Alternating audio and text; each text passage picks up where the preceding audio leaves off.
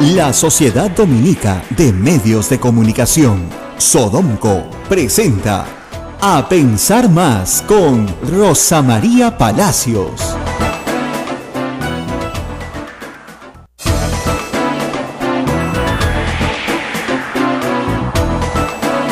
8:00 a.m. Hola, bienvenidos. Esto es A Pensar Más con Rosa María Palacios. Hoy martes 24 de octubre, Rosa María. Bueno, y estamos acá nuevamente con ustedes porque, tenemos pues la resaca. La resaca de lo vivido, como diría Vallejo. No, lo que supone el censo todavía es mucha información noticiosa que está en todas las portadas hoy, que se agrupan en dos temas, creo que son centrales, ¿no? Uno, el tema de violencia contra mujer, que creo que ha sido fuertísimo después de este censo. Y dos, la permanencia de Aníbal Sánchez, el presidente encargado en la presidencia del INEI. Algunos dicen que está, según Perú 21, en la cuerda floja. Correo pone los errores del censo, ponen en riesgo la cabeza del jefe del INEI. Ojalá, pero es que esto, lamentablemente, no es por ser aguafiesta, ¿no? Como digo, no es por ser la tía pesada, pero esto lo venimos diciendo desde hace 10 días acá. En realidad hay una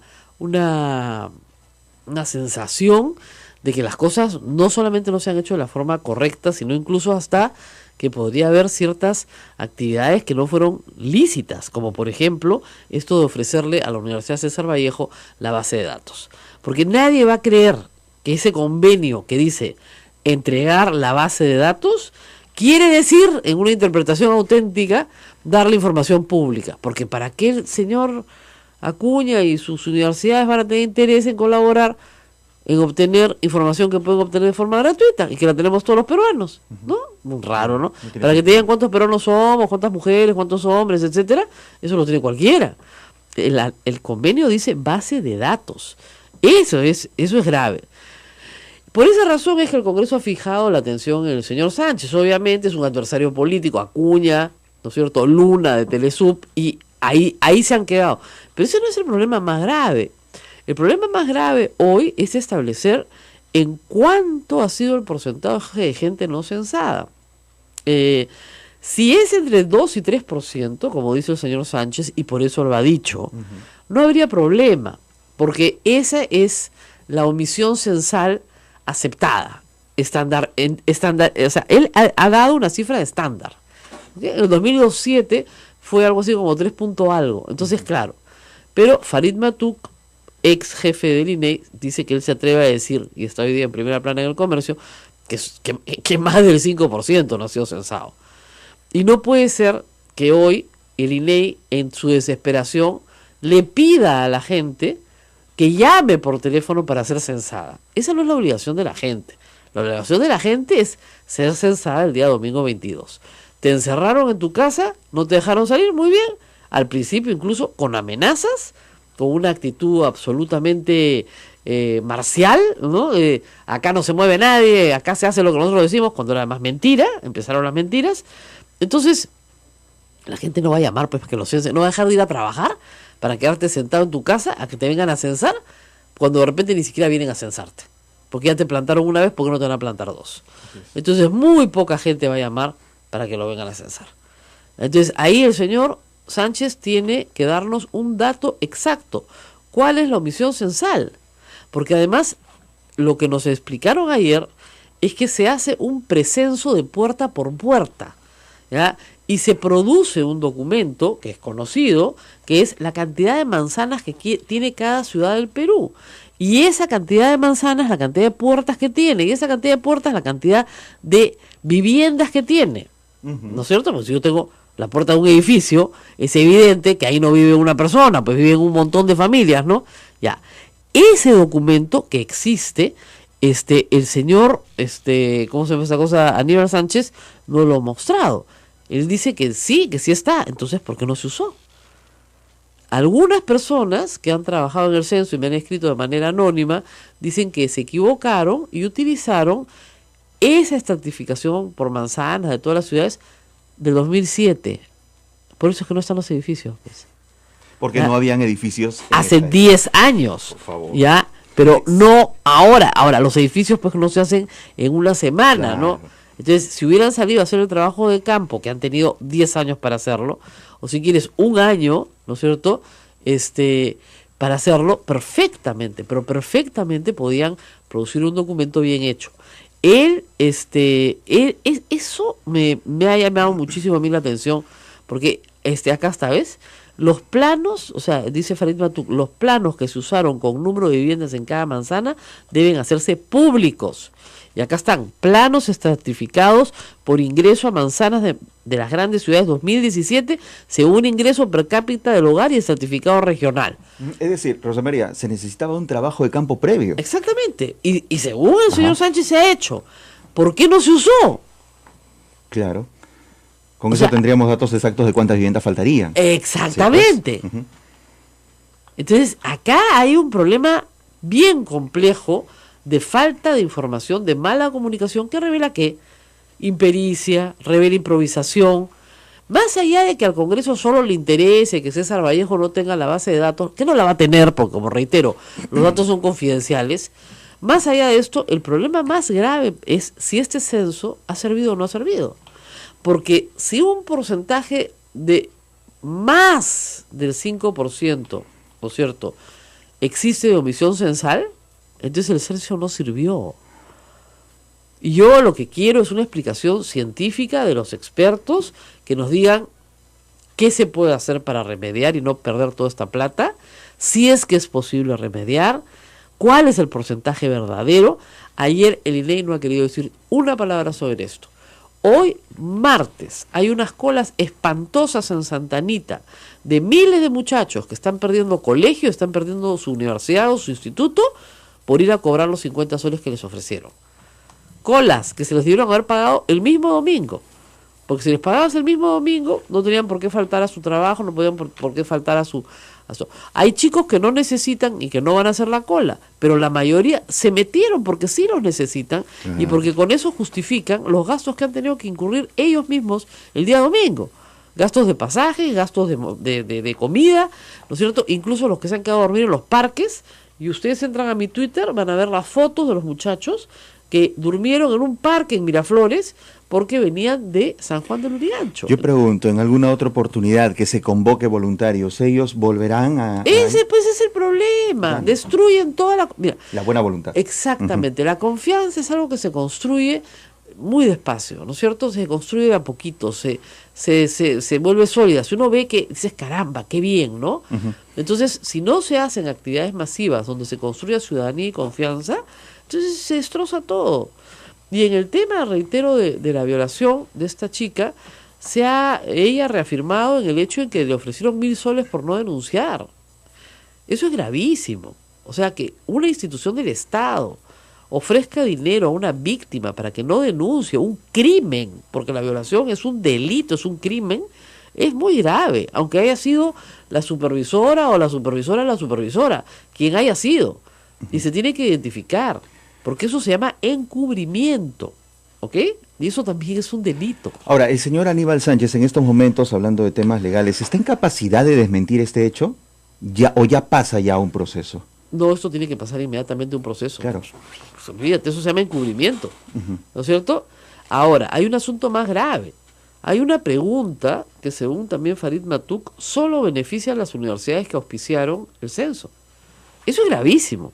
¿Cuál es esa pregunta? Es una pregunta bien rara, que a mí pensé que era para hacer políticas públicas de transporte, ¿no?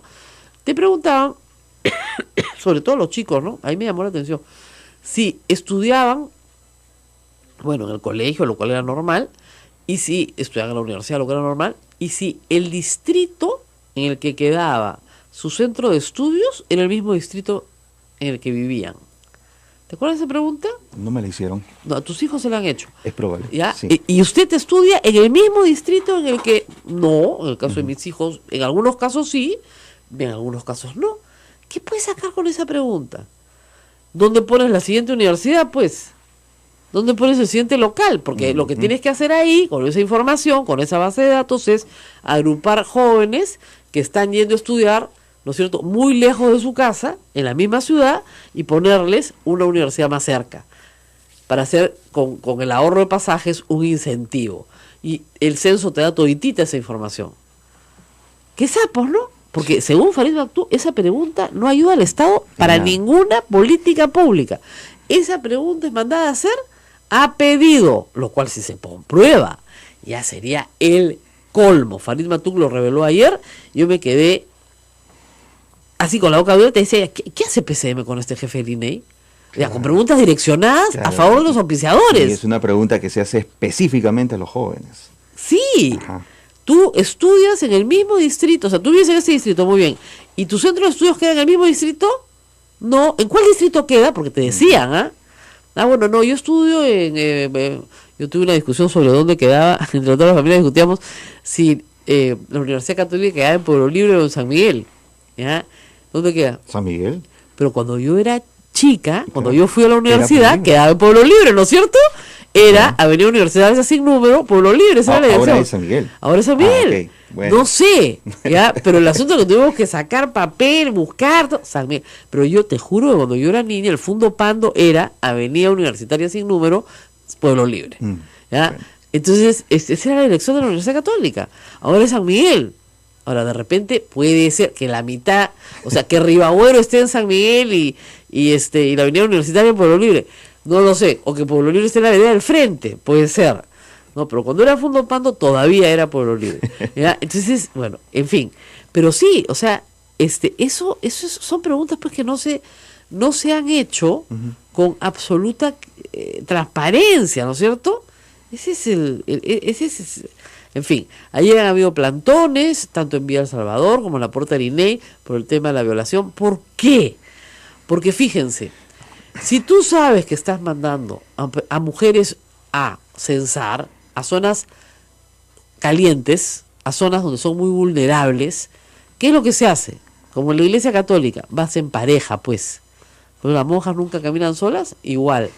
Van en parejas, pues. Entonces, una espera afuera, ¿no es cierto? Mientras otra va censando, va haciendo el contacto con la siguiente puerta. No significa que no trabajen las dos a la vez, pero por lo menos que se están auxiliando rápidamente dos a la vez. Acá los han soltado con 15 casas o 13 casas para cada uno y chao, te veo cuando termines. Entonces no hay ninguna posibilidad de auxilio. Ya, yo entiendo que en zonas donde no tienen índices altos de violencia no pase eso, tal vez te puedas ahorrar, pero han debido reclutar más gente para que las personas vayan acompañadas y puedan salir de una situación de emergencia más rápidamente.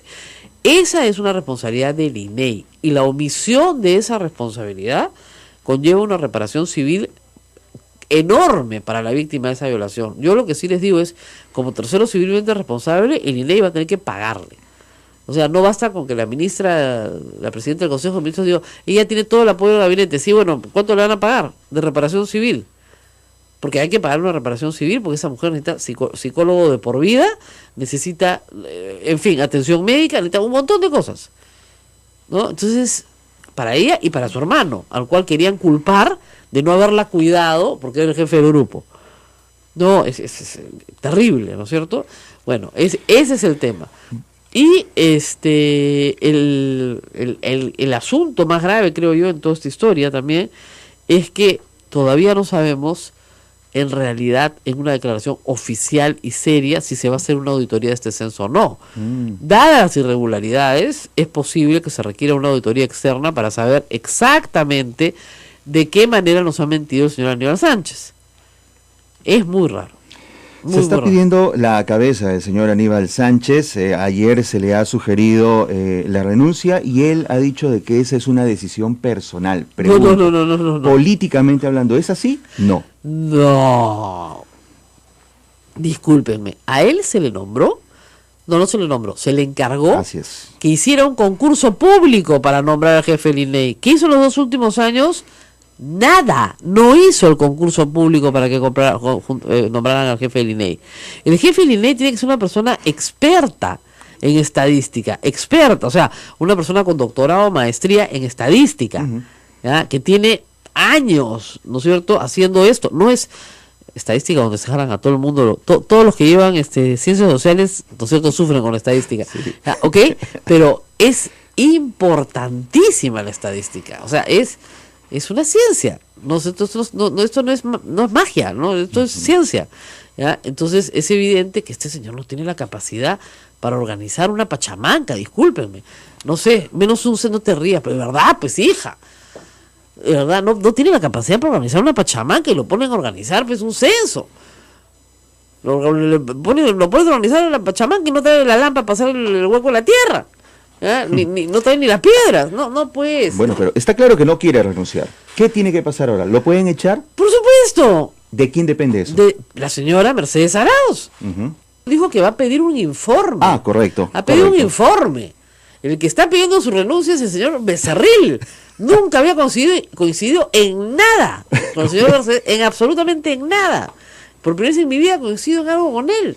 Ok, entonces esto podría traerle consecuencias políticas a Mercedes Arauz. Y al gobierno, De es que no hecho, se dan cuenta. Vamos a ver cómo se está manejando eso de trasfondo, porque ¿no? ese es un mira, normalmente los gobiernos usan los censos políticamente para demostrar su presencia, su eficacia, su capacidad, ¿no es cierto? Su despliegue técnico. Mira acá, ni fotocheck. ¿Qué pasó con los famosos photochecks de los chicos? Por poner un ejemplo chiquito. No era que los chicos quisieran tener un photocheck, lo que necesitaban era estar identificados para que les abran la puerta. ¿Ya? Y a muchos chicos no les abrían la puerta porque no estaban identificados. No tenían polo, no tenían gorro, no tenían photocheck, no tenían nada. Toca la puerta un fulano y dice, sí, vengo del censo, sí, Juan. Los malditos del censo, ni hablar, pues, no te abro. Y de esas quejas he recibido cualquier cantidad desde el día domingo. No nos han dado nada y no nos quieren dejar entrar. Entonces, con el supervisor, entonces todo el censo se atrasa, ¿no? Porque no les dieron, mira, me decían ayer, un profesor me decía, ni lo mínimo, le dan lápiz al chico y no le dan tajador. Entonces, en su casa le facilitaron un tajador para que pudiera tajar el lápiz. Ahora, la de lápiz, ese es otro cuentazo, Quiero que me censen con lapicero, un grupo de gente loca, porque tienes que estar realmente loca o no haber dado un examen de ingreso nunca en tu vida. Eso es lo que pasa, pues que como no tienen educación superior, no hacen estupideces. A ver, ¿qué reacciones tenemos ahí? Estoy buscándola justamente, a ver qué reacciones hay. No, el problema es este. A ver, la lectora óptica lee lápiz Mongol 2D, ¿ya? Eso lo sabe cualquiera que haya dado un examen de ingreso alguna vez en su vida, ¿ya? Entonces, esa es la razón por la cual nos censaron con lápiz. No para borrarte que eres católica y ponerte que eres evangélica y estupideces de ese tamaño. Entonces, ¿qué hicieron los pobres chicos ante los locos que exigían ser censados con lapicero? Los censaron con lapicero y después se han sentado horas a llenar nuevas cédulas con lápiz. Otra razón por la cual en un momento de escasez de cédulas. Entonces, todos estos loquitos lapiceros lo que han hecho es malograr cédulas, ¿no es cierto? Y hacer por una especie de locura. Hay varios, y además casi todos son trolls del fujimorismo, con nombre y apellido, no son anónimos, son fujimoristas salvajes que se autoproclaman católicos, que decían que les iban a borrar su religión católica porque estaban usando lapicero. Ya, hay gente loca en todas las religiones. Este es el grupo loco, pues, que lo único que han hecho es generarle más trabajo a los pobres chicos del censo. Es terrible. Hay reacciones en Facebook Live. Gorky CA dice: si la PCM es el inmediato superior del INEI, ¿cuál fue el grado de coordinación pre y durante el censo? Si bien todos están apuntando al encargado, pero ¿cuánto es la responsabilidad de la PCM? Si se anula el censo, ¿cuál será el proceso? Bueno, la señora Meche de Arauz sobrevolaba la ciudad en helicóptero, así que no creo que, más allá de esa coordinación, y para lo que sirve no sé, con un dron te bastaba y te sobraba, yo no creo que eso sea pues un nivel de coordinación. Miren, los problemas surgieron una semana antes, cuando era claro que no había el número de voluntarios y era claro que el señor Sánchez amenazaba a la población en vez de convocarla con civismo, la amenazaba. Y es claro que las infografías del censo mentían, diciendo que te iban a multar, de que te iban a detener, ¿no es cierto? Todo eso era mentira.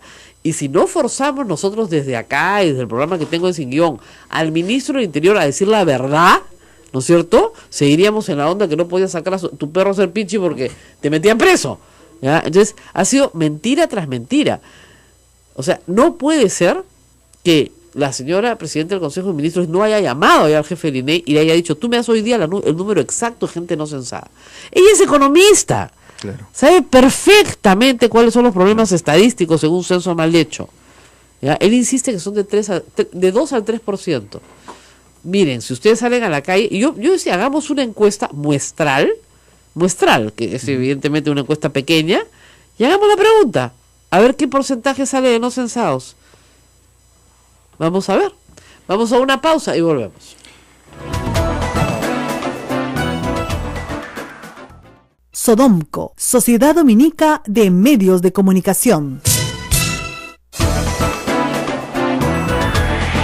Hay más preguntas en Facebook Live. Javier Morales, gracias por escribirnos. Buen día. Tengo una duda. Si dicen que el censo no ha sido exitoso en la toma de datos y son preguntas de datos que ya se conocen, ¿por qué se ataca tanto si tienen otras instituciones con esa información? Escuché a una periodista que ayer dijo que ahora esas universidades conocen de qué marca de plancha usas. ¿Es cierto? ¿Cuál es el beneficio que tienen estas instituciones? Bueno, se supone que este señor no lo censaron. Parece que no. No lo censaron porque nadie te preguntó qué marca de plancha usas.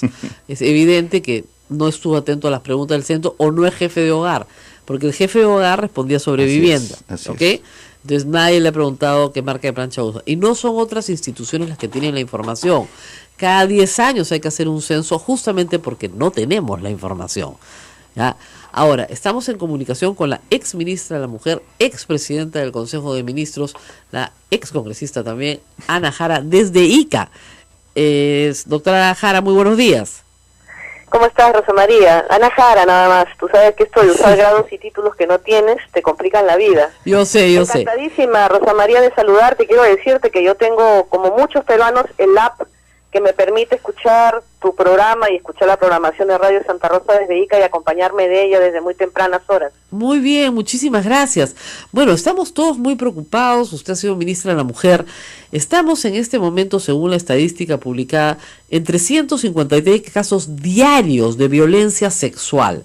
A pesar de todas las campañas, a pesar de ser más visible el problema, parece que no para. Y lo de la voluntaria en Villa El Salvador, pues no es más que la punta del iceberg de un problema de raíces más profundas. En su experiencia, ¿por qué cree que esto no se detiene?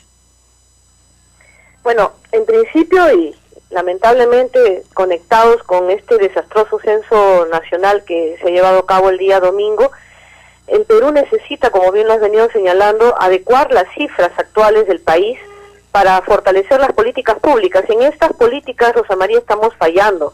El Perú necesita ampliar la oferta de los servicios públicos. Esto pasa por invertir en salud mental, porque los agresores no saben cómo dominar la violencia contra la mujer, la violencia intrafamiliar. No tenemos cifras actualizadas.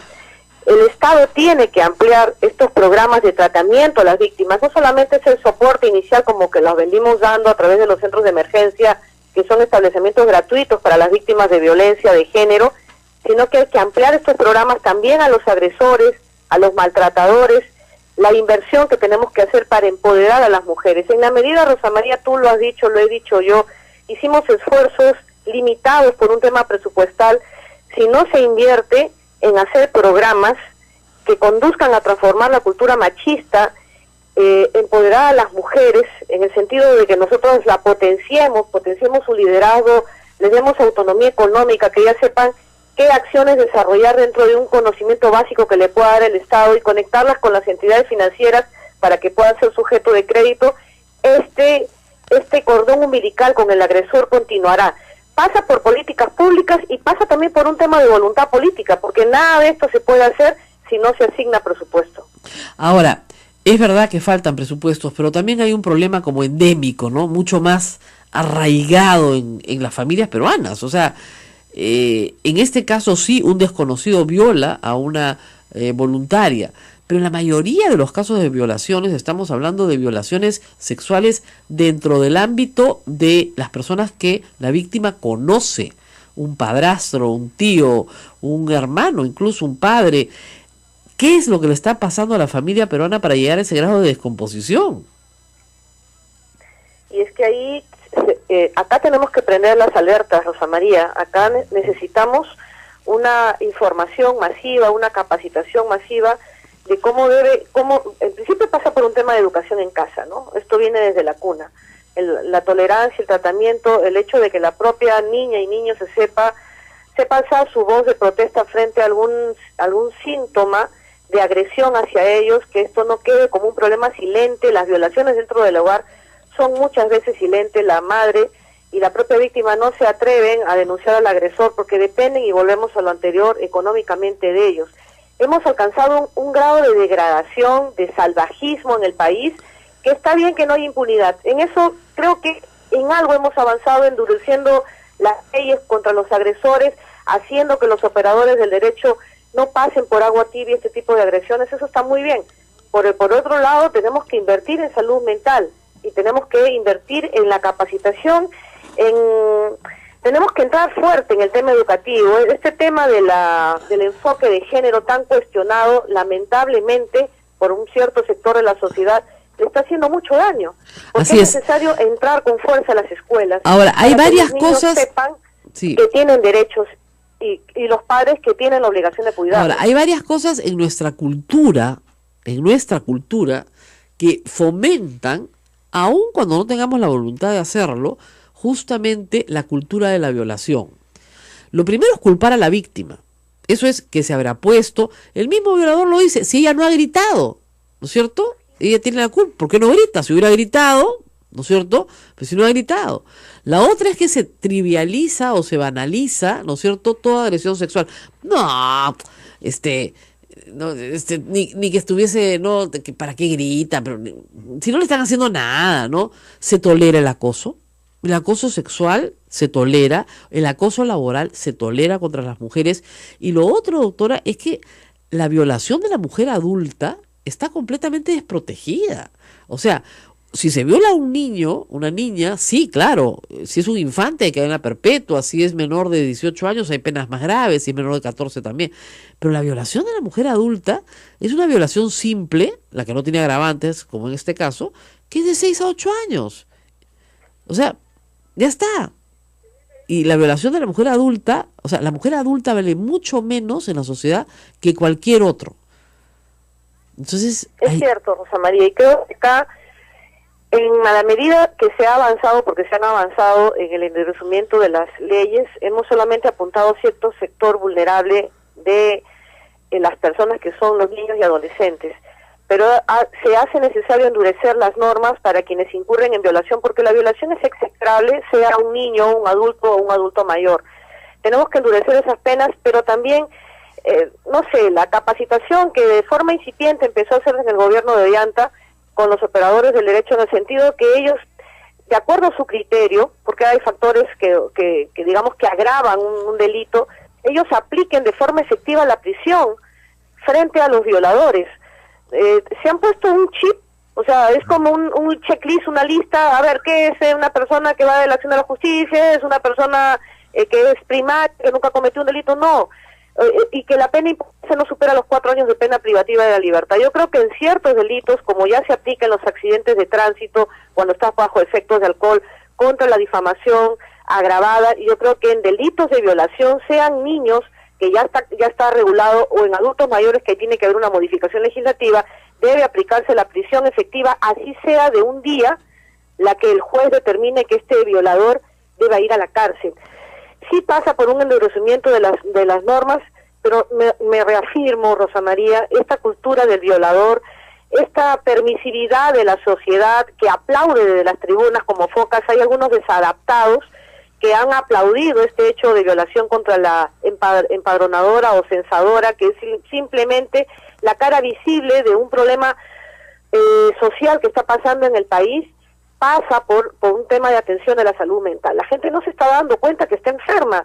Yo ya sé que hay mucha gente que me va a decir, Ana, los violadores no son enfermos, son conscientes, lo sé, me refiero como grupo moralmente, social. Así es. La sociedad está enferma.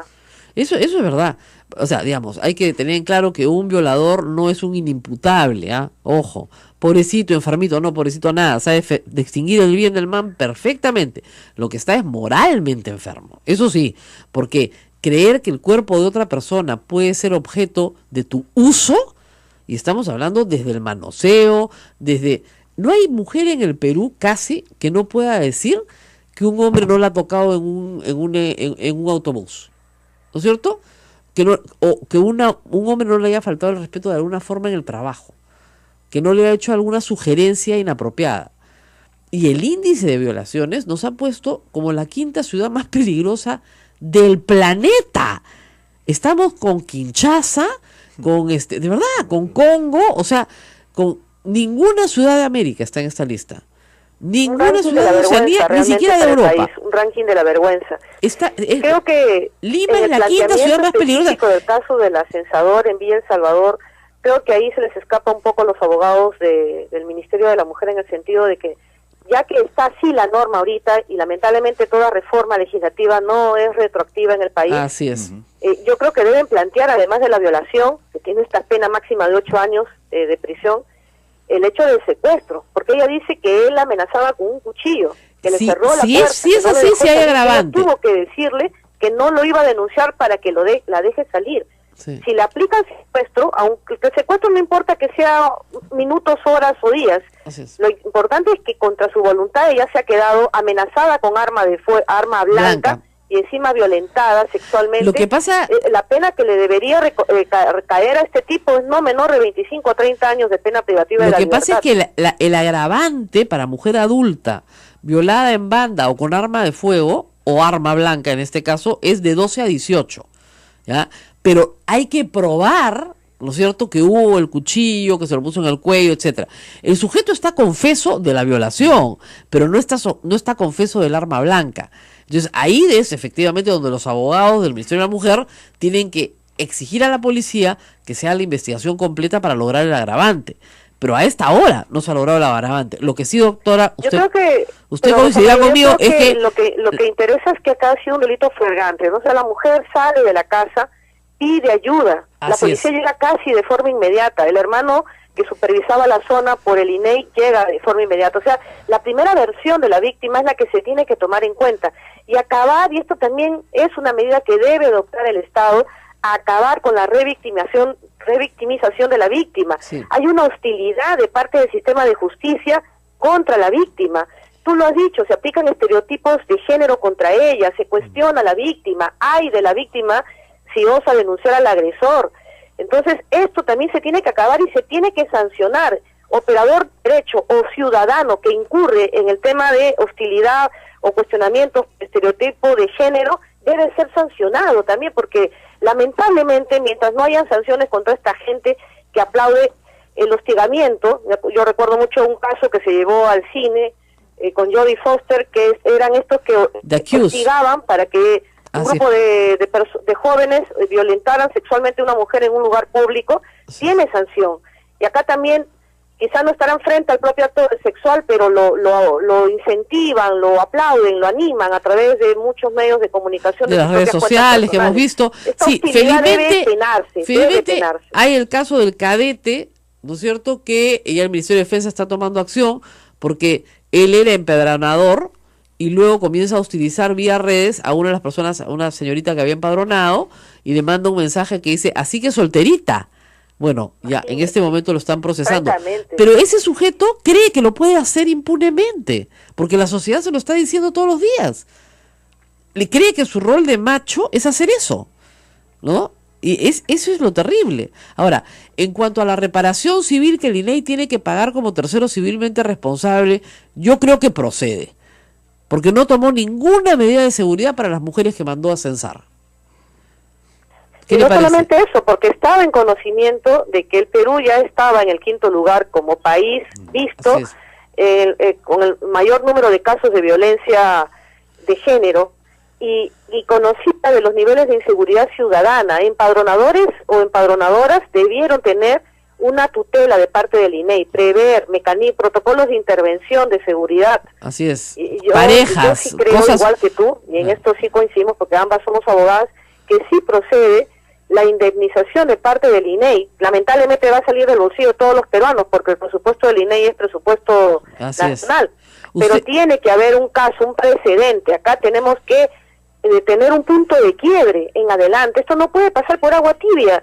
Yo no sé por qué el jefe del INEI hasta ahora no ha renunciado, porque no solamente es este hecho. Usted está pidiendo eso igual que yo, pero yo lo pido desde la semana pasada. Garrafales, elefantiásicos en que se ha incurrido el Censo Nacional de 2007, una gran oportunidad que probó el civismo de todos los peruanos al agua, al tacho de basura, por la inexperiencia de este hombre que no sé por qué hasta ahora no tiene un ápice de sangre en la cara y no renuncia al cargo. Ahora, o no lo renuncian de parte de la exactamente. Este señor Aníbal Sánchez es herencia del gobierno anterior. Estaba encargado. Te diré, Rosa María, que yo este señor yo nunca lo he visto. Debe haber sido ya en el tiempo en que yo dejé el premiarato, claro, que entró a trabajar al INEI. Yo no lo conozco. El tema es que estaba encargado para convocar el concurso público y nunca convocó el concurso público para elegir al nombrado del INEI. Ese es el tema. Nunca. Entonces... Yo la verdad no sé, me extraña. Todos teníamos confianza en la experiencia de gobierno que pudiera haber con la gestión de Pedro Pablo Kuczynski, pero veo que no lo acompañan determinados bueno, y acá, no sé, pues, acá hay un caso, altos funcionarios, lo dejan hacerse autogoles a diario. Sí. A diario. Ahora, políticamente, ¿usted cree que esto va a revertir en contra del gobierno de todas maneras? Yo creo que sí, porque digamos que este es un hecho con onda expansiva nacional. Si le ha pasado a Lima, que se han quedado N número de hogares sin censar, a Lima, que es la capital de la República, Lima, que está interconectada vialmente para poder llegar a Lima, que está regularmente mapeada, dónde están, quiénes son, cuántas familias hay, etcétera. Si esto le ha pasado a Lima, ¿qué podemos esperar del resto del país? Acá en provincia, de una forma desfachatada, la gente... Seguramente los empadronadores, en su desesperación de querer cobrar, porque le ponían un récord mínimo de número de hogares a censar, han empezado a colocar los stickers en la puerta y a esa gente difícilmente le van a volver a censar. La verdad que es así, por más que llamen a un teléfono, además, este es tipo delivery, ¿no? Oye, compadrito, mira, a mí no me censaron, vivo en tal lugar, me llamo tal. ¿Quién asegura que estén todos los miembros de la familia a ser censados? Yo te escuchaba ayer decir que el formato había sido hecho solamente para considerar máximo a un número de 6 por familia. Así es. Y en mi casa no éramos ese número, pero me parece inaudito que le digan a la familia, mira, solamente te voy a censar hasta el número 6 y piña el resto de miembros que queden. Tenían que traer, o sea, lo que pasaba... Que no fue educado claro, lo que pasa es que el empadronador ahí tenía que sacar una cédula nueva. Una cédula adicional como sucedió contigo, pero ¿cuántos así no habrán en el país? Así es, ese es el tema, y se notaba la falta de capacitación, se notaba las órdenes contradictorias. Los chicos están ahorita haciendo cola en Santa Anita, tratando de cobrar sus 50 soles, que no les han pagado. No les entregaron fotochecks, entonces en muchas casas no los dejaron entrar, con toda razón, porque tú no sabes si son los malditos del censo que vienen a asaltar. En otras casas que sí los dejaron entrar, los obligaron, por ejemplo, a llenar el censo con lapicero, porque había la volada de que el lápiz era para borrar tus datos. Es decir, la desconfianza total en la institución. Entonces, todo esto realmente un pésimo manejo político, también logístico de este censo, cero sentido común. Yo escuché decir al jefe del INEI días antes del censo, como tú también creo que lo has anotado, que estaban sobrados de voluntarios. Sí. Estaban sobrados, que no necesitaban. Ni siquiera implementaron un protocolo de emergencia, como sucede, por ejemplo, quizá el ejemplo no sea el más idóneo, pero se me viene a la mente, en las campañas políticas, cuando nosotros ya el día de la votación, cada organización política quiere cuidar el voto en mesa. Claro. Entonces en los locales de partido de cada distrito se quedan los voluntarios esperando que falten las personas de parte del partido que van a ir a cuidar los votos en mesa, y se manda gente y se le acredita en ese momento para que cumpla con fiscalizar que se llenen bien, en fin, las actas del escrutinio. ¿Por qué si se tenía conocimiento que en tales distritos o en los edificios tales era el mediodía y no se había censado, no tenían personal de refuerzo? ¿Por qué? Porque este señor, de forma soberbia, dijo que no necesitaban. Y yo estoy segura que más de un peruano ha querido ser voluntario, pero no se le ha permitido. Bueno, acá tengo el ranking de las 5 ciudades más peligrosas para las mujeres en el mundo. Número 1, Cairo en Egipto. Número 2, Karachi en Pakistán. Número 3, Kinshasa en el Congo. Número 4, Delhi en la India. Y número 5, Lima, Perú. Lima, Perú. Imagínate cómo nuestra capital, la capital de la República, va a estar a la par de estos países donde la mujer es un objeto que no vale nada, lamentablemente. Así No es. existe. La mujer no tiene derechos fundamentales en esos países. A ese nivel ha sido elevada Lima. Y con esa información se ha mandado con ovejas al matadero a los empadronadores y empadronadoras a hacer esta labor sin un auxilio también de parte de la policía, que no se abastece. Lamentablemente es así. Puede haber la mejor voluntad política del Sí. Ministerio del Interior, pero no se abastece. No, Yo, no, la no, no hay verdad, forma. ayer lo dije en horas de la mañana, las cifras que arroja este censo para mí están deslegitimadas. Ese es el No problema, creo yo. yo no puedo creer que con una llamadita telefónica para que te vayan a censar a domicilio esto se componga. Ahora, no veo. el tema la verdad, es que aunque no se ha dado- no soy economista, yo no soy estadista, pero el sentido común me lleva a pensar eso. Ahora, el problema es que a nadie le cree pues al señor Sánchez, porque ha mentido tanto que es difícil de creerle. Entonces él dice que la omisión censal está entre el 2 y el 3%, que es lo estadísticamente permitido, si se quiere, en un censo, ¿ya? Pero, claro, justo lo ha colocado ahí para estar ahí. Y lo que dice el señor Farid Matuk, que ha sido presidente, jefe del INEI, es que él duda que sea menor del 5%. Es decir, que hay mucho más gente no censada de la que nos está diciendo el señor Aníbal Sánchez. Entonces, por lo tanto, es 178 millones de dólares de soles tirados a la basura. Si las cifras no se validan con una auditoría independiente, no tenemos cifras. Es bien grave. Yo creo que esto es gravísimo. Y no nos va a quedar, lamentablemente, otra vez, este es como el bolsillo del payaso, ¿no? El bolsillo del Estado es el bolsillo del payaso, a meter la mano a la plata del Estado para hacer esta auditoría externa, que necesariamente tiene que hacerse. Si no si finalmente vamos a perder esa plata, gastemos un poco más y validemos esas cifras, pero se pudo evitar, Rosa María. Sí, claro. Se pudo evitar, no es la primera vez que se hace un censo nacional. Ya las herramientas de estadística, la logística, está modernizada. La verdad es que han pecado de soberbia y el INEI está adscrito a la presidencia del Consejo de Ministros. Mecha Arauz, es cierto, tiene poco tiempo en el cargo, pero debió haber también implementado un mecanismo de fiscalización que concurrentemente esté con la gente del INEI para ver cómo funcionaba esto. Y acá ha habido lamentablemente exceso de confianza y lo estamos pagando todos los peruanos. Así es. Bueno, me explican acá que efectivamente en el tipo simple de violación sí hay redención de pena por trabajo 6x1. O sea, no es la más fácil, no hay semidibertad ni liberación condicional, pero sí hay redención de pena por trabajo 6x1. O sea, si le dan 6 años trabajando, limpia 1 y salen 5. Entonces había que analizar bien, Rosa María, tú que eres Sí. tan, digamos, estudiosa de estas normas, es una jurisconsulta, habría también que debatirlo con algún penalista, porque esta norma que se aprobó en el Congreso recientemente eliminaba todo tipo de beneficios para los violadores. No sé si solamente apuntó a los violadores de menores de edad, pero creo Ronald era Gamarra, el que es criterio penalista, general, me ¿no? dice... Porque estaba acompañada de temas de violencia familiar. Claro, No lo que sé. pasa es que Ronald Gamarra, Porque que si es fuera penalista, así me ya- dice que sí hay ya si redención de fuera pena así, por eso ya trabajo. sería la cereza del helado. Pues, o sea que este tipo Sí. encima va a poder redimir su cancelería con su puesto de trabajo, porque habría que ver también si es que es factible con la poca logística que tienen los penales que los internos trabajen. Así es.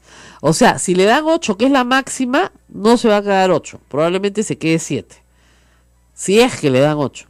Y si es que no se logra establecer el agravante, no le pueden dar más de 8. Ese es el problema ahorita. Ese es Vayan nuestro por el sistema secuestro, penal. Rosa María, vayan por el secuestro. O sea, Bueno, está claro, bien, también ¿no? podrían ir por el Vayan secuestro. por el secuestro, Ahora, secuestro y violación. Ahora, hay también Porque otro, ya- hay también otro además- delito, ¿no? Que es por parte de la supervisora del INEI y autoridades del INEI el encubrimiento. Porque le ofrecieron dinero para que no denuncie. Eso es encubrimiento del delito. Y esas personas también tienen que ser sancionadas. ¿No? Es más complejo de lo que parece a simple vista. Porque el encubrimiento está digamos, en el testimonio de la víctima y en el testimonio del hermano de la víctima, que dicen ambos que se les ofreció 1.000 soles para que no denuncien nada. Entonces, ahí tenemos también la conducta de los funcionarios del INEI, hay que establecer cuáles y en qué grado, y la responsabilidad como tercero civilmente ser responsable, ¿no? Entonces, muchas gracias a Ronald Gamarra, que es penalista y me acaba de pasar la información. Sí hay redención de pena por trabajo 6x1. O sea, sí la hay. O sea, se eliminaron los beneficios de semilibertad, indulto, todo lo demás, pero no la redención de la pena por trabajo. Entonces, así estamos. Bueno, ¿cómo van sus actividades en Ica, doctora? Alejada de la política. ¿Aló? Hemos perdido la comunicación. Hemos perdido la comunicación. Quería hacerle una pregunta final sobre su vida. Como ustedes saben, Ana Jara es abogada y está dedicada a su notaría, y es una de las notarias más importantes de Ica durante muchísimos años. Y habíamos tenido pocas noticias de ella, salvo las lamentables y tristes noticias vinculadas a la muerte de su madre, pero yo presumo que está en este momento alejada ya de la política activa. Pero bastante pendiente de lo que sucede. Claro, sí, porque en Twitter participa mucho y da su opinión con mucha firmeza. Así es. ¿No es cierto? Nos habíamos pedido la comunicación. Antes de despedirnos, quería preguntarle cómo van sus actividades en Ica.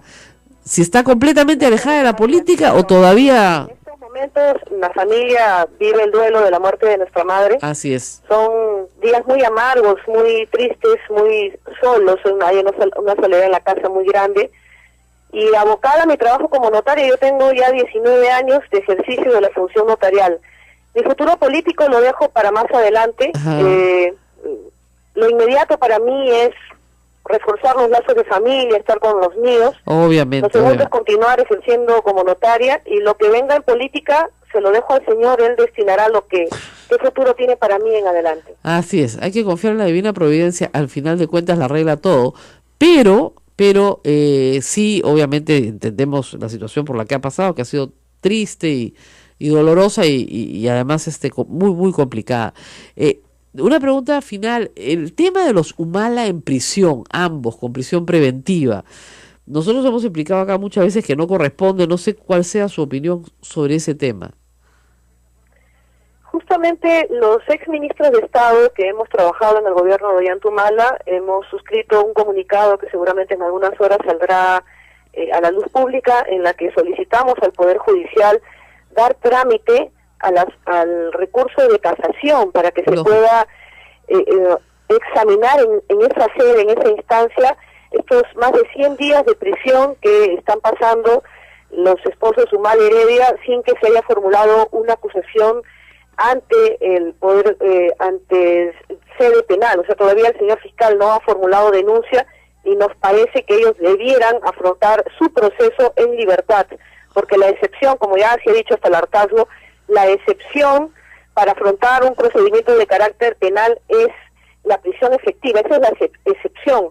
Lo que debe primar es la presunción de inocencia, y estamos solicitando que el Poder Judicial admita a trámite el recurso de casación y que lo examine, porque es, digamos, un recurso viable, procedente, que está normado y a la cual tienen ellos derecho de apelar. Corre la volada que el Poder Judicial se muere de miedo y que ni siquiera lo van a admitir a trámite.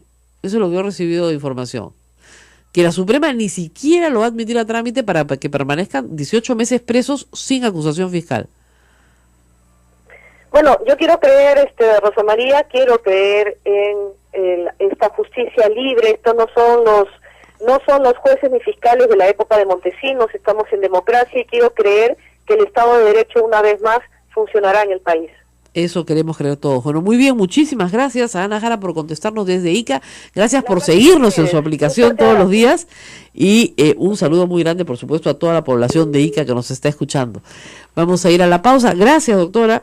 Y por mi parte decir que comparto pues plenamente las apreciaciones de Ana Jara, dado que nosotros venimos sosteniendo lo mismo, ¿no? El jefe del INEI tiene que irse porque ha demostrado, miren, en la más humilde empresa, alguien mete la pata de esta forma, bueno, y va y recoge sus cositas, pues, y se va nomás, ¿no? O sea, es que hay algo de dignidad en eso. Claro, pues, mil disculpas, perdí 178 millones de soles, ¿no? Paré un día el país, pucha, ¿no? Qué pena, ¿no? Mejor me retiro, ¿no? Sin perjuicio, como reitero, de las responsabilidades de ley que le tocan al INEI respecto a las personas que han sido, pues, en este caso de la violación, violadas por omisión de las funciones del INEI en el resguardo de su propio personal. Ahí la reparación civil, lamentablemente, como ha dicho Ana Jara, sale del bolsillo de todos los peruanos, pero tiene que pagarse. Esa es una deuda que el Estado tiene con una voluntaria. Según la información que el propio INEI publica en su página, Rosa María, este señor Aníbal Sánchez Aguilar tiene 9 años consecutivos como subjefe del Instituto Nacional de Estadística e Informática, pero ha ejercido el cargo de jefe del INEI, habiendo sido encargado como jefe en múltiples ocasiones en los últimos 10 años. Claro, por algo nunca fue el jefe, pues. Nunca fue jefe. ¿No? Vamos a la pausa y volvemos.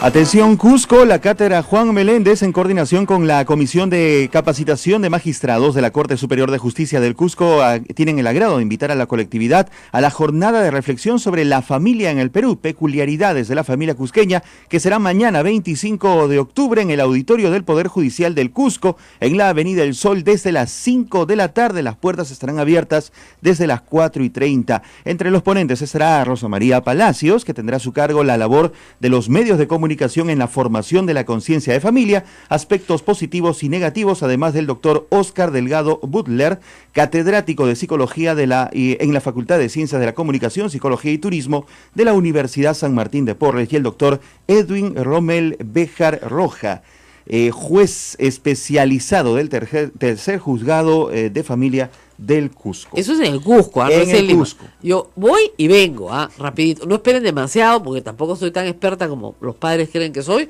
pero vamos a hablar justamente de estos temas de violencia que hemos estado tratando acá y creo que son importantes para entender que hay un problema de violencia muy enferma. Ronald Gamarra me vuelve a insistir, y con toda razón, que la improcedencia total de beneficios, yo estaba segura de eso ayer, solo rige para los casos de violación de menores de edad. ¿Ven?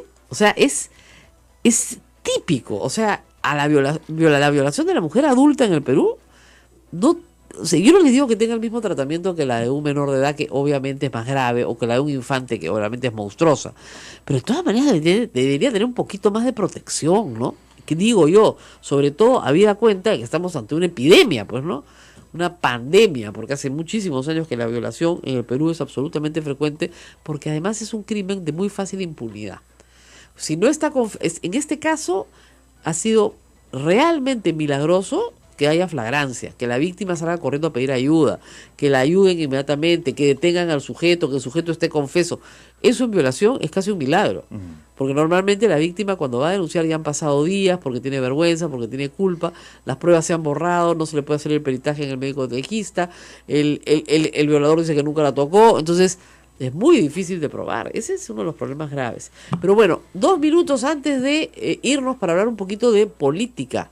2 cosas importantes. Este fin de semana, César Romero, el diario de la República, consiguió una entrevista telefónica con el abogado de Jorge Barata, el famoso, ¿no es cierto?, jefe de Odebrecht en el Perú y el conductor de todas las coimas que han habido en el Perú. Este señor se niega a hablar con los fiscales peruanos y señala que se le tiene que dar un tratamiento especial, se le tiene que considerar un colaborador eficaz, lo cual no es mala idea, porque en el Perú nunca se le va a poder juzgar, porque no va a venir al Perú nunca más. Obviamente tiene cuentas en el Perú, bienes en el Perú que están en este momento congelados, quiere recuperar ese patrimonio y dice que está dispuesto a colaborar. Lo que no dice el abogado del señor Barata, y que hay que tenerlo en cuenta para todos los que no están informados, es que la colaboración eficaz no se entrega con la esperanza de que te cuenten algo. No. Primero te cuentan algo importante, relevante, mejor dicho, primero te cuentan todo, y después el juez califica si la información proporcionada vale la pena o no, si es consistente con la información proporcionada en Brasil o no. Entonces, él primero te cuenta y tú después le das la colaboración eficaz. ¿Qué es lo que están haciendo con Maiman? Maiman está cantando ahorita con un pajarito y le van a dar, probablemente se la van a dar, pero todavía no se la han dado. Primero tiene que cantar. Y Barata pretende que le den el beneficio de colaboración eficaz, es decir, de no ser juzgado en el Perú, ¿a cambio de qué? ¿De qué? Y el día sábado, en una entrevista en RPP de Alan García, además de hablar de su nietecita y otras banalidades, mandó un mensaje bien claro. Dijo, Barata sabe que yo no he recibido nada. Ese es un mensaje. Eso le está diciendo Barata, tú cantarás, pero no cantas sobre mí. Barata sabe que yo no he recibido nada porque sabe quiénes son mis testaferros. Le faltó completar la frase, ¿no es cierto? Es claro, no, yo no he recibido nada. Y eso es verdad, nadie acusaba a Alan García de recibir nada. Han recibido por él, que es otra cosa. Y eso es lo que Barata tiene que señalar, porque no puede ser que 15 personas de su gobierno reciban plata y él no se haya dado cuenta de nada. No puede ser que Barata negocie con Toledo, la Interoceánica, y después negocie con el viceministro de Comunicaciones el Metro de Lima. Ya pues, o sea, somos pavos, pero no tanto, ¿no? Entonces, si Barata va a cantar, que cante efectivamente que eran los testaferros de Alan García, con lo cual tenemos ya cerrado el caso de organización criminal, como lo ha planteado el fiscal. Pero primero tienen que cantar, después será la colaboración eficaz. No se dejen engañar.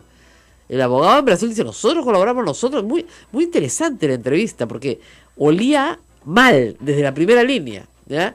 Y es una estrategia, porque ese abogado no te da una entrevista si no le conviene a él dártela, de decirle al Poder Judicial, nos dan primero la colaboración eficaz y después cantamos. No, perdón, no funciona así. Tú cantas y yo veo que si lo que tú has cantado me interesa, justifica darte la colaboración eficaz. Si no me vas a contar nada de Keiko Fujimori, no me vas a contar nada de Alan García, no me vas a contar nada de Humala, no me vas a contar nada de Toledo, no, me vas a contar de los que eliges y de los que no eliges, entonces no me interesa tu colaboración. Si no es completa, total, universal, sobre todo el Perú, no me interesa tu colaboración. Así de fácil. Entonces hay que tener eso muy en cuenta en este caso y no dejarlo pasar. O sea, que quede claro que si Barata habla, primero tiene que hablar él con los fiscales peruanos. Ellos pueden ir con un acuerdo de colaboración eficaz a cambio de que la información resulte interesante. Si resulta interesante, ahí sí vamos. Y si ahí sí se completa toda la información que todos queremos tener. Y en el caso de los Humala, reitero la información que me han dado. La Corte Suprema se muere de miedo de llevar esto a casación porque sabe que los tiene que liberar, pues, porque toda la jurisprudencia de la Corte Suprema es contraria a una prisión preventiva sin acusación fiscal con personas que no presentan ningún peligro de fuga, ¿ya? Entonces, ¿pero qué pasa? Se mueren de miedo de las consecuencias políticas, sobre todo de Alan García. Porque Alan García es la persona que le ha dicho a todo el mundo que los Humala son los culpables de que él no ganara las elecciones. Que él ha tenido que sufrir una campaña de los Humala. Y bueno, en su contracampaña se hundió a todos, se hundió él y hundió a los demás. Pero el tema es que la Corte Suprema tiene una influencia aprista enorme y no quieren recibir no admiten a trámite, todavía han pasado 4 meses, no admiten a trámite la casación. Y aparentemente no la van a admitir. Ahí vamos a ver qué medidas toman los Humala, porque pueden tomar medidas políticas dramáticas. Y vamos a ver si el gobierno va a poder aguantarlas o no. No les cuento más. Nos vamos a despedir y mañana regresamos con otro programa, por supuesto. Hasta mañana, cuídense. Y mañana voy al Cusco, pero en la tarde, ¿eh? En la mañana estoy acá con ustedes.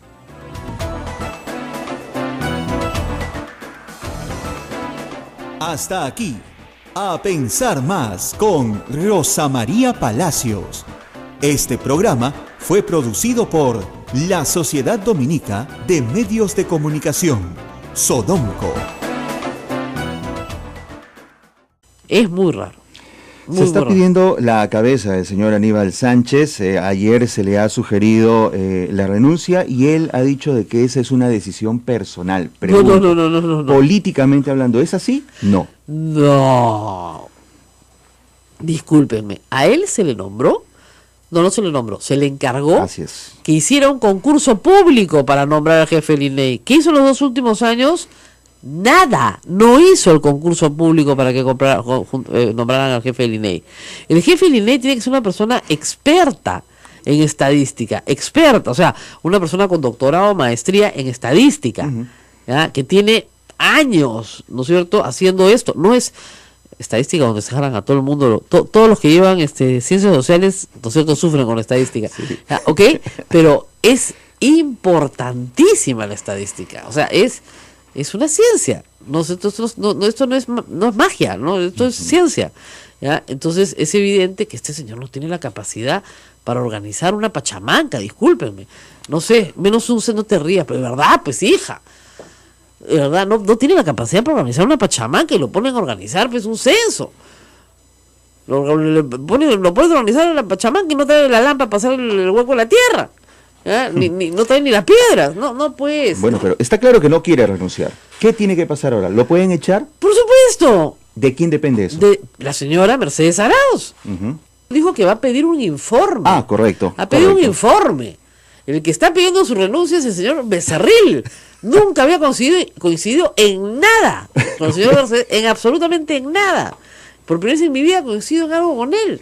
Ok, entonces esto podría traerle consecuencias políticas a Mercedes Arauz. Y al gobierno, De es que no hecho, se dan cuenta. Vamos a ver cómo se está manejando eso de trasfondo, porque ¿no? ese es un tema. Mira, normalmente los gobiernos usan los censos políticamente para demostrar su presencia, su eficacia, su capacidad, ¿no es cierto? Su despliegue técnico.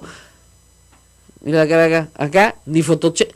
¿Qué pasó con los famosos fotochecks de los chicos? Por poner un ejemplo chiquito. No era que los chicos quisieran tener un fotocheck, lo que necesitaban era estar identificados para que les abran la puerta, ¿ya? Y a muchos chicos no les abrían la puerta porque no estaban identificados. No tenían polo, no tenían gorro, no tenían fotocheck, no tenían nada. Toca la puerta un fulano y dice, ah, sí, vengo del censo, sí, Juan, los malditos del censo, ni hablar, pues, no te abro. Y de esas quejas he recibido cualquier cantidad desde el día domingo. No nos han dado nada y no nos quieren dejar entrar. Entonces, con el supervisor del supervisor del supervisor, entonces todo el censo se atrasa, ¿no? Porque no les dieron, mira, me decían ayer un profesor, me decía, ni lo mínimo, le dan lápiz al chico y no le dan tajador. Entonces, en su casa le facilitaron un tajador para que pudiera tajar el lápiz. Ahora, la de lápiz, ese es otro cuentazo, ¿ah? Quiero que me censen con lapicero, un grupo de gente loca, porque tienes que estar realmente loca o no haber dado un examen de ingreso nunca en tu vida.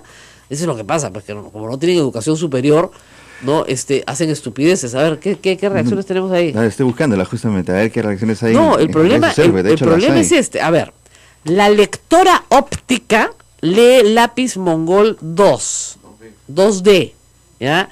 Eso lo sabe cualquiera que haya dado un examen de ingreso alguna vez en su vida, ¿ya? Entonces, esa es la razón por la cual nos censaron con lápiz. No para borrarte que eres católica y ponerte que eres evangélica y estupideces de ese tamaño. Entonces, ¿qué hicieron los pobres chicos ante los locos que exigían ser censados con lapicero? Los censaron con lapicero y después se han sentado horas a llenar nuevas cédulas con lápiz. Otra razón por la cual en un momento de escasez de cédulas. Entonces, todos estos loquitos lapiceros, lo que han hecho es malograr cédulas, ¿no es cierto? Y hacer por una especie de locura. Hay varios, y además casi todos son trolls del fujimorismo, con nombre y apellido, no son anónimos, ¿ah? Son fujimoristas salvajes que se autoproclaman católicos, que decían que les iban a borrar su religión católica porque estaban usando lapicero. Ya, hay gente loca en todas las religiones. Este es el grupo loco, pues, que lo único que han hecho es generarle más trabajo a los pobres chicos del censo. Es terrible. Hay reacciones en Facebook Live. Gorky CA dice: si la PCM es el inmediato superior del INEI, ¿cuál fue el grado de coordinación pre y durante el censo? Si bien todos están apuntando al encargado, pero ¿cuánto es la responsabilidad de la PCM? Si se anula el censo, ¿cuál será el proceso? Bueno, la señora Meche Alaba sobrevolaba la ciudad en helicóptero, así que no creo que, más allá de esa coordinación, y para lo que sirve no sé, con un dron te bastaba y te sobraba, yo no creo que eso sea pues un nivel de coordinación. Miren, los problemas surgieron una semana antes, cuando era claro que no había el número de voluntarios y era claro que el señor Sánchez amenazaba a la población en vez de convocarla con civismo, la amenazaba. Y es claro que las infografías del censo mentían, diciendo que te iban a multar, de que te iban a detener, ¿no es cierto? Todo eso era mentira. Y si no forzamos nosotros desde acá y desde el programa que tengo en Sin Guión al ministro del Interior a decir la verdad, ¿no es cierto? Seguiríamos en la onda que no podías sacar a tu perro a ser pinche porque te metían preso, ¿ya? Entonces, ha sido mentira tras mentira. O sea, no puede ser que la señora presidenta del Consejo de Ministros no haya llamado ya al jefe del INEI y le haya dicho: tú me das hoy día el número exacto de gente no censada. Ella es economista. Claro. Sabe perfectamente cuáles son los problemas estadísticos en un censo mal hecho, ¿ya? Él insiste que son de 2 al 3%. Miren, si ustedes salen a la calle, y yo decía, hagamos una encuesta muestral, que es evidentemente una encuesta pequeña, y hagamos la pregunta, a ver qué porcentaje sale de no censados. Vamos a ver, vamos a una pausa y volvemos. Sodomco, Sociedad Dominica de Medios de Comunicación. Hay más preguntas en Facebook Live. Javier Morales, gracias por escribirnos. Buen día. Tengo una duda. Si dicen que el censo no ha sido exitoso en la toma de datos y son preguntas de datos que ya se conocen, ¿por qué se ataca tanto si tienen otras instituciones con esa información? Escuché a una periodista que ayer dijo que ahora esas universidades... Por ir a cobrar los 50 soles que les ofrecieron. Colas que se les debieron haber pagado el mismo domingo. Porque si les pagabas el mismo domingo, no tenían por qué faltar a su trabajo, no podían por qué faltar a su... Hay chicos que no necesitan y que no van a hacer la cola, pero la mayoría se metieron porque sí los necesitan y porque con eso justifican los gastos que han tenido que incurrir ellos mismos el día domingo. Gastos de pasaje, gastos de comida, ¿no es cierto? Incluso los que se han quedado a dormir en los parques, y ustedes entran a mi Twitter, van a ver las fotos de los muchachos que durmieron en un parque en Miraflores porque venían de San Juan del Lurigancho. Yo pregunto, en alguna otra oportunidad que se convoque voluntarios, ¿ellos volverán a...? Ese pues es el problema, destruyen toda la... Mira, la buena voluntad. Exactamente, la confianza es algo que se construye muy despacio, ¿no es cierto? Se construye de a poquito, se vuelve sólida. Si uno ve que dices, caramba, qué bien, ¿no? Entonces, si no se hacen actividades masivas donde se construya ciudadanía y confianza, entonces se destroza todo. Y en el tema, reitero, de la violación de esta chica, ella ha reafirmado en el hecho en que le ofrecieron 1.000 soles por no denunciar. Eso es gravísimo. O sea, que una institución del Estado ofrezca dinero a una víctima para que no denuncie un crimen, porque la violación es un delito, es un crimen, es muy grave, aunque haya sido la supervisora o la supervisora de la supervisora, quien haya sido. Y se tiene que identificar, porque eso se llama encubrimiento, ¿ok? Y eso también es un delito. Ahora, el señor Aníbal Sánchez, en estos momentos, hablando de temas legales, ¿está en capacidad de desmentir este hecho? ¿O ya pasa ya un proceso? No, esto tiene que pasar inmediatamente un proceso. Claro. Pues, olvídate, eso se llama encubrimiento, ¿no es cierto? Ahora, hay un asunto más grave. Hay una pregunta que, según también Farid Matuk, solo beneficia a las universidades que auspiciaron el censo. Eso es gravísimo. ¿Cuál es esa pregunta? Es una pregunta bien rara, que a mí pensé que era para hacer políticas públicas de transporte, ¿no? Te preguntaban, sobre todo los chicos, ¿no? Ahí me llamó la atención, si estudiaban, bueno, en el colegio, lo cual era normal, y si estudiaban en la universidad, lo que era normal, y si el distrito en el que quedaba su centro de estudios era el mismo distrito en el que vivían. ¿Te acuerdas de esa pregunta? No me la hicieron. No, a tus hijos se la han hecho. Es probable. ¿Ya? Sí. Y usted estudia en el mismo distrito en el que... No, en el caso de mis hijos, en algunos casos sí, en algunos casos no. ¿Qué puedes sacar con esa pregunta? ¿Dónde pones la siguiente universidad, pues?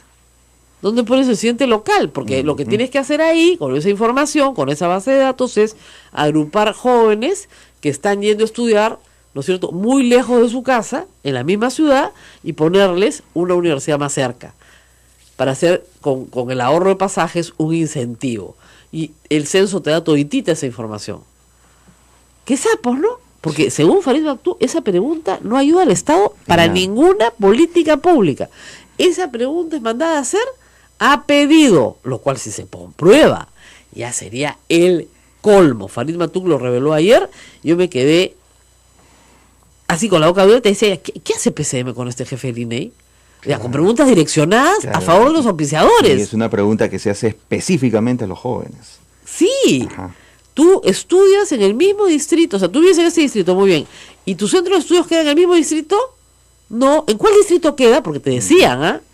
Bueno, no, yo estudio yo tuve una discusión sobre dónde quedaba, entre todas las familias discutíamos si la Universidad Católica quedaba en Pueblo Libre o en San Miguel, ¿ya? ¿Dónde queda? San Miguel. Pero cuando yo era chica, cuando yo fui a la Era universidad, quedaba en Pueblo Libre, ¿no es cierto? Era Avenida Universidad sin número, Pueblo Libre, esa era la dirección. Ahora es San Miguel. Ahora es San Miguel. Okay. Bueno. No sé, ¿ya? Pero el asunto es que tuvimos que sacar papel, buscar, San Miguel. Pero yo te juro que cuando yo era niña, el Fundo Pando era Avenida Universitaria sin número, Pueblo Libre. ¿Ya? Bueno. Entonces, esa era la dirección de la Universidad Católica. Ahora es San Miguel. Ahora, de repente, puede ser que la mitad, o sea, que Ribagüero esté en San Miguel y la Avenida Universitaria en Pueblo Libre. No lo sé. O que Pueblo Libre esté en la Avenida del Frente. Puede ser. No, pero cuando era Fundo Pando todavía era Pueblo Libre. ¿Ya? Entonces, bueno, en fin. Pero sí, o sea, eso son preguntas pues que no se han hecho con absoluta transparencia, ¿no es cierto? En fin, ayer han habido plantones, tanto en Villa El Salvador como en la Puerta del INEI, por el tema de la violación. ¿Por qué? Porque fíjense, si tú sabes que estás mandando a mujeres a censar, a zonas calientes, a zonas donde son muy vulnerables, ¿qué es lo que se hace? Como en la Iglesia Católica, vas en pareja, pues. Pero las monjas nunca caminan solas, igual. Van en parejas, pues. Entonces, una espera afuera, ¿no es cierto? Mientras otra va censando, va haciendo el contacto con la siguiente puerta. No significa que no trabajen las dos a la vez, pero por lo menos que se están auxiliando rápidamente dos a la vez. Acá los han soltado con 15 casas o 13 casas para cada uno y chao, te veo cuando termines. Entonces, no hay ninguna posibilidad de auxilio. Ya, yo entiendo que en zonas donde no tienen índices altos de violencia no pase eso, tal vez te puedas ahorrar, pero han debido reclutar más gente para que las personas vayan acompañadas y puedan salir de una situación de emergencia más rápidamente. Esa es una responsabilidad del INEI y la omisión de esa responsabilidad conlleva una reparación civil enorme para la víctima de esa violación. Yo lo que sí les digo es, como tercero civilmente responsable, el INEI va a tener que pagarle. O sea, no basta con que la ministra, la presidenta del Consejo de Ministros, diga, ella tiene todo el apoyo del gabinete. Sí, bueno, ¿cuánto le van a pagar de reparación civil? Porque hay que pagar una reparación civil, porque esa mujer necesita psicólogo de por vida, necesita, en fin, atención médica, necesita un montón de cosas, ¿no? Entonces, para ella y para su hermano, al cual querían culpar de no haberla cuidado, porque era el jefe del grupo. No, es terrible, ¿no es cierto? Bueno, ese es el tema. Y el asunto más grave, creo yo, en toda esta historia también, es que todavía no sabemos, en realidad, en una declaración oficial y seria, si se va a hacer una auditoría de este censo o no. Dadas las irregularidades, es posible que se requiera una auditoría externa para saber exactamente de qué manera nos ha mentido el señor Aníbal Sánchez. Conocen de marca, ¿qué marca de plancha usas? ¿Es cierto? ¿Cuál es el beneficio que tienen estas instituciones? Bueno, se supone que este señor no lo censaron. Parece que no. No lo censaron porque nadie te preguntó qué marca de plancha usas. Es evidente que no estuvo atento a las preguntas del censo o no es jefe de hogar, porque el jefe de hogar respondía sobre vivienda. Así ¿Ok? es. Entonces nadie le ha preguntado qué marca de plancha usa. Y no son otras instituciones las que tienen la información. Cada 10 años hay que hacer un censo justamente porque no tenemos la información. ¿Ya? Ahora, estamos en comunicación con la ex ministra de la Mujer, ex presidenta del Consejo de Ministros, la ex congresista también, Ana Jara, desde Ica. Doctora Jara, muy buenos días. ¿Cómo estás, Rosa María? Ana Jara, nada más. Tú sabes que esto de usar grados y títulos que no tienes te complican la vida. Yo sé. Encantadísima, Rosa María, de saludarte. Quiero decirte que yo tengo, como muchos peruanos, el app que me permite escuchar tu programa y escuchar la programación de Radio Santa Rosa desde Ica y acompañarme de ella desde muy tempranas horas. Muy bien, muchísimas gracias. Bueno, estamos todos muy preocupados. Usted ha sido ministra de la Mujer. Estamos en este momento, según la estadística publicada, en 353 casos diarios de violencia sexual. A pesar de todas las campañas, a pesar de ser más visible el problema, parece que no para. Y lo de la voluntaria en Villa El Salvador, pues no es más que la punta del iceberg de un problema de raíces más profundas. En su experiencia, ¿por qué cree que esto no se detiene? Bueno, en principio y lamentablemente conectados con este desastroso censo nacional que se ha llevado a cabo el día domingo, el Perú necesita, como bien lo has venido señalando, adecuar las cifras actuales del país para fortalecer las políticas públicas. En estas políticas, Rosa María, estamos fallando. El Perú necesita ampliar la oferta de los servicios públicos. Esto pasa por invertir en salud mental, porque los agresores no saben cómo dominar la violencia contra la mujer, la violencia intrafamiliar. No tenemos cifras actualizadas. El Estado tiene que ampliar estos programas de tratamiento a las víctimas. No solamente es el soporte inicial como que los venimos dando a través de los centros de emergencia, que son establecimientos gratuitos para las víctimas de violencia de género, sino que hay que ampliar estos programas también a los agresores, a los maltratadores, la inversión que tenemos que hacer para empoderar a las mujeres. En la medida, Rosa María, tú lo has dicho, lo he dicho yo, hicimos esfuerzos limitados por un tema presupuestal. Si no se invierte en hacer programas que conduzcan a transformar la cultura machista, empoderar a las mujeres en el sentido de que nosotros la potenciemos su liderazgo, les demos autonomía económica, que ellas sepan qué acciones desarrollar dentro de un conocimiento básico que le pueda dar el Estado y conectarlas con las entidades financieras para que puedan ser sujeto de crédito. Este cordón umbilical con el agresor continuará. Pasa por políticas públicas y pasa también por un tema de voluntad política, porque nada de esto se puede hacer si no se asigna presupuesto.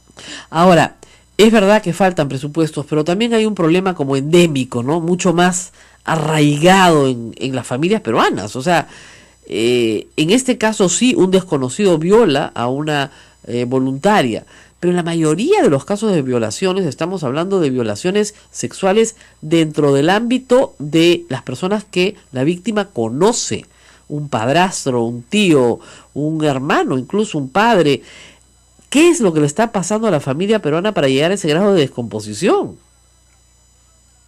Y es que ahí, acá tenemos que prender las alertas, Rosa María. Acá necesitamos una información masiva, una capacitación masiva de cómo en principio pasa por un tema de educación en casa, ¿no? Esto viene desde la cuna. La tolerancia, el tratamiento, el hecho de que la propia niña y niño sepa alzar su voz de protesta frente a algún síntoma de agresión hacia ellos, que esto no quede como un problema silente. Las violaciones dentro del hogar son muchas veces silentes. La madre y la propia víctima no se atreven a denunciar al agresor porque dependen, y volvemos a lo anterior, económicamente de ellos. Hemos alcanzado un grado de degradación, de salvajismo en el país, que está bien que no hay impunidad. En eso creo que en algo hemos avanzado, endureciendo las leyes contra los agresores, haciendo que los operadores del derecho no pasen por agua tibia este tipo de agresiones. Eso está muy bien. Por otro lado, tenemos que invertir en salud mental y tenemos que invertir en la capacitación, tenemos que entrar fuerte en el tema educativo. Este tema del enfoque de género tan cuestionado, lamentablemente, por un cierto sector de la sociedad, le está haciendo mucho daño.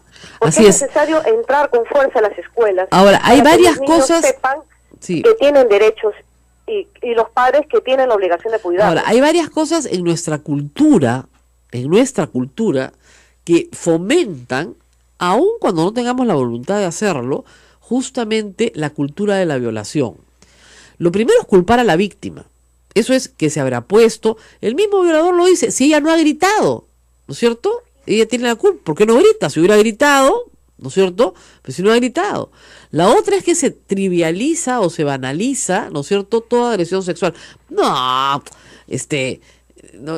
ni que estuviese, no, ¿para qué grita? Pero si no le están haciendo nada, ¿no? Se tolera el acoso sexual se tolera, el acoso laboral se tolera contra las mujeres. Y lo otro, doctora, es que la violación de la mujer adulta está completamente desprotegida. O sea, si se viola a un niño, una niña, sí, claro, si es un infante hay cadena perpetua, si es menor de 18 años hay penas más graves, si es menor de 14 también. Pero la violación de la mujer adulta es una violación simple, la que no tiene agravantes, como en este caso, que es de 6 a 8 años. O sea, ya está. Y la violación de la mujer adulta, o sea, la mujer adulta vale mucho menos en la sociedad que cualquier otro. Entonces, es cierto, Rosa María, y creo que acá, en la medida que se ha avanzado, porque se han avanzado en el endurecimiento de las leyes, hemos solamente apuntado cierto sector vulnerable de las personas que son los niños y adolescentes.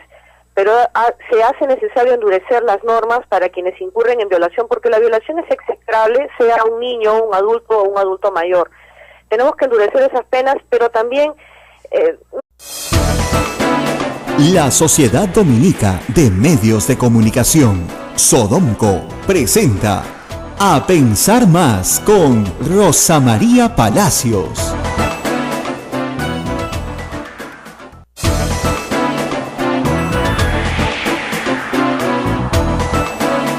8 en punto de la mañana, hola, bienvenidos. Esto es A Pensar Más con Rosa María Palacios. Hoy martes 24 de octubre, Rosa María. Bueno, y estamos acá nuevamente con ustedes porque, bueno, tenemos pues la resaca de lo vivido, como diría Vallejo. No, lo que supone el censo todavía es mucha información noticiosa que está en todas las portadas hoy, que se agrupan en dos temas, creo que son centrales, ¿no?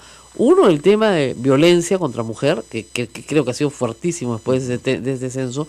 Y dos, la permanencia de Aníbal Sánchez, el presidente encargado en la presidencia del INEI. Algunos dicen que está, según Perú 21, en la cuerda floja. Correo pone los errores del censo, ponen en riesgo la cabeza del jefe del INEI. Ojalá, pero es que esto, lamentablemente, no es por ser aguafiesta, ¿no? Como digo, no es por ser la tía pesada, pero esto lo venimos diciendo desde hace 10 días acá. En realidad hay una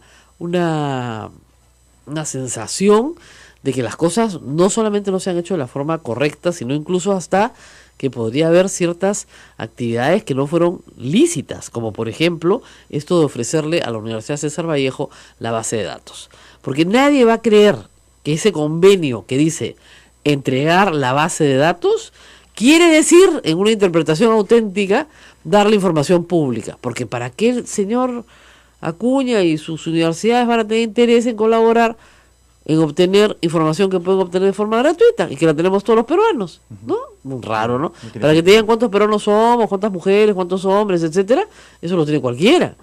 El convenio dice base de datos. Eso es grave. Por esa razón es que el Congreso ha fijado la atención en el señor Sánchez. Obviamente es un adversario político, Acuña, ¿no es cierto?, Luna de Telesub, y ahí se han quedado. Pero ese no es el problema más grave. El problema más grave hoy es establecer en cuánto ha sido el porcentaje de gente no censada. Si es entre 2 y 3%, como dice el señor Sánchez, y por eso lo ha dicho, no habría problema, porque esa es la omisión censal aceptada, estándar, o sea, él ha dado una cifra de estándar.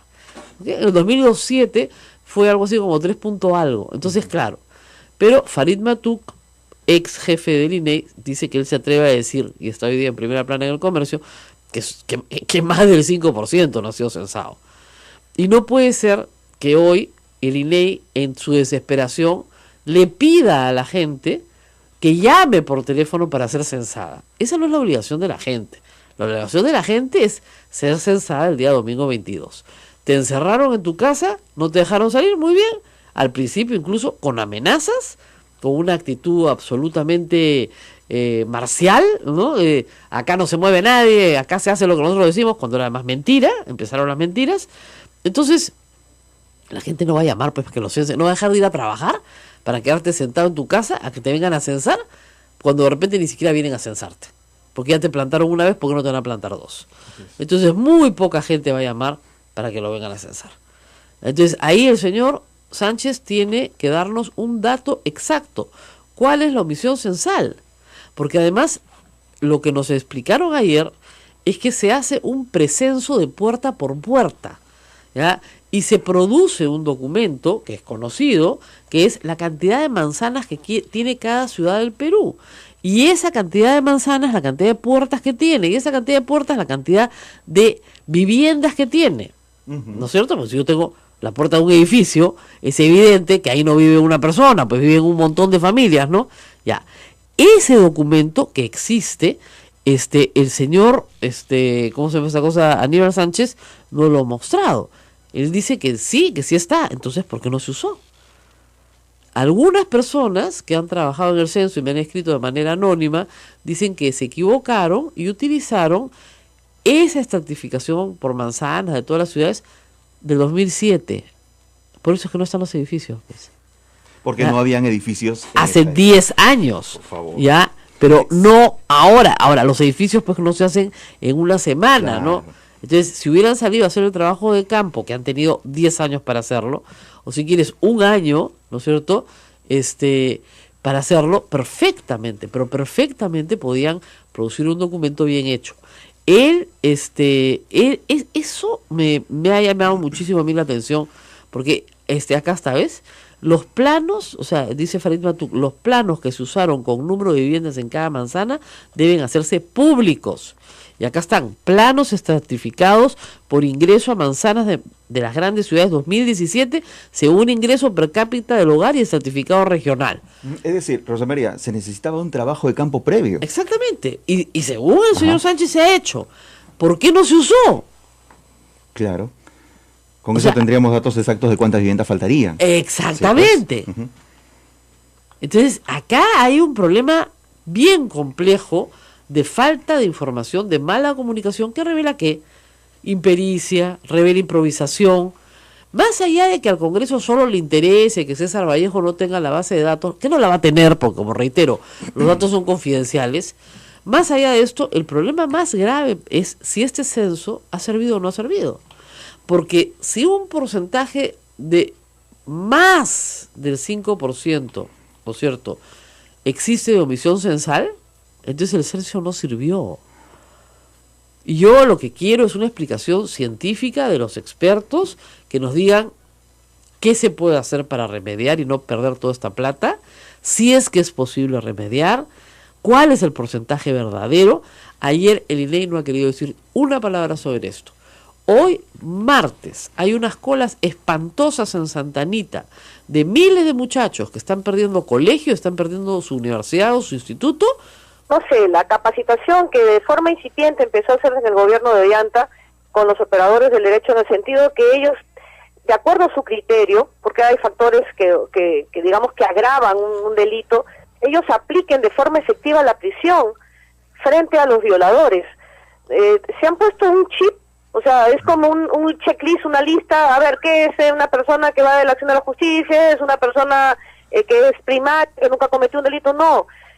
Y que la pena se no supera los 4 años de pena privativa de la libertad. Yo creo que en ciertos delitos, como ya se aplica en los accidentes de tránsito, cuando estás bajo efectos de alcohol, contra la difamación agravada, y yo creo que en delitos de violación, sean niños, que ya está regulado, o en adultos mayores, que tiene que haber una modificación legislativa, debe aplicarse la prisión efectiva, así sea de un día, la que el juez determine que este violador deba ir a la cárcel. Sí pasa por un endurecimiento de las normas, pero me reafirmo, Rosa María, esta cultura del violador, esta permisividad de la sociedad que aplaude desde las tribunas como focas. Hay algunos desadaptados que han aplaudido este hecho de violación contra la empadronadora o censadora, que es simplemente la cara visible de un problema social que está pasando en el país. Pasa por un tema de atención de la salud mental. La gente no se está dando cuenta que está enferma. Yo ya sé que hay mucha gente que me va a decir, Ana, los violadores no son enfermos, son conscientes, no sé, me refiero como grupo moralmente, social. así es. La sociedad está enferma. Eso es verdad. O sea, digamos, hay que tener en claro que un violador no es un inimputable, ¿ah? Ojo, pobrecito, enfermito, no, pobrecito, nada, sabe distinguir el bien del mal perfectamente. Lo que está es moralmente enfermo, eso sí, porque creer que el cuerpo de otra persona puede ser objeto de tu uso, y estamos hablando desde el manoseo, desde...